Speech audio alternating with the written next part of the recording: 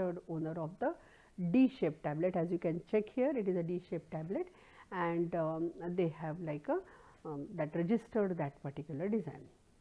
And we know that in pharmaceuticals, generally if cardiac related like tablets are there, they are using heart shape, then they are using different colors, because many times it is much easier because of that shape, because of that color, it is easier for the patient to remember that tablet, and probably that is one of the way obviously pharmaceutical companies are using.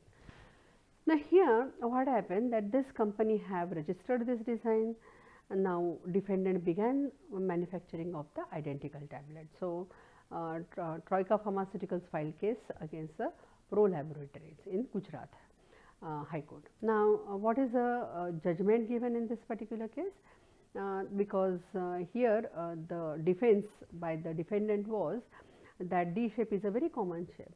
Okay, so that was the defense, and court says that even if the D-shaped design was not innovative, it is like use of tablets was a novel.